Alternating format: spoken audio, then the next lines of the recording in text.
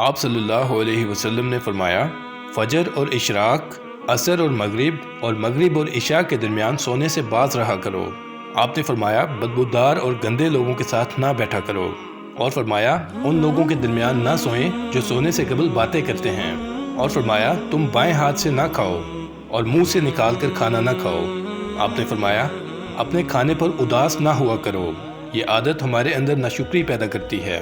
اور فرمایا گرم کھانے کو پھونک سے ٹھنڈا نہ کرو اور اندھیرے میں مت کھاؤ، اور فرمایا کھانے کو سونگھا نہ کرو، کھانے کو سونگھنا بد تہذیبی ہوتی ہے۔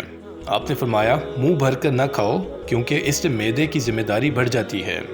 آپ نے فرمایا ہاتھ کے کڑاکے نہ نکالا کرو اور جوتے پہننے سے قبل اسے جھاڑ لیا کرو۔ آپ نے فرمایا نماز کے دوران آسمان کی طرف نہ دیکھو۔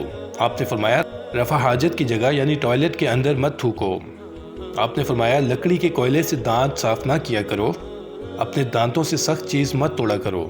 آپ نے فرمایا ہمیشہ بیٹھ کر کپڑے تبدیل کرو، اور آپ نے فرمایا دوسروں کے عیب تلاش نہ کرو، بیت الخلاء میں باتیں نہ کیا کرو، اور فرمایا دوست کو دشمن نہ بناؤ اور دوستوں کے بارے میں جھوٹے قصے نہ بیان کرو۔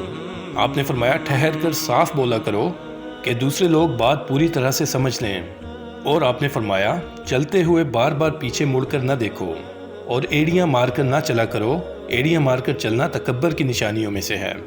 آپ نے فرمایا کسی کے بارے میں جھوٹ نہ بولو اور شیخی نہ بگاڑو۔ آپ نے فرمایا فیصلے سے قبل مشورہ ضرور کیا کرو، اور مشورہ ہمیشہ سمجھداری کی بجائے تجربہ کار شخص سے کرنا چاہیے۔ آپ نے فرمایا اکیلے سفر نہ کیا کرو اور اچھے کاموں میں دوسروں کی مدد کیا کرو۔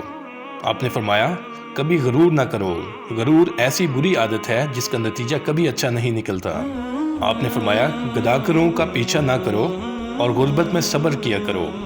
آپ نے فرمایا مہمان کی کھلے دل سے خدمت کرو، یہ عادت ہماری شخصیت میں کشش پیدا کر دیتی ہے۔ آپ نے فرمایا برا کرنے والوں کے ساتھ ہمیشہ نیکی کرو۔ آپ نے فرمایا اللہ پاک نے جو دیا ہے اس پر خوش رہو۔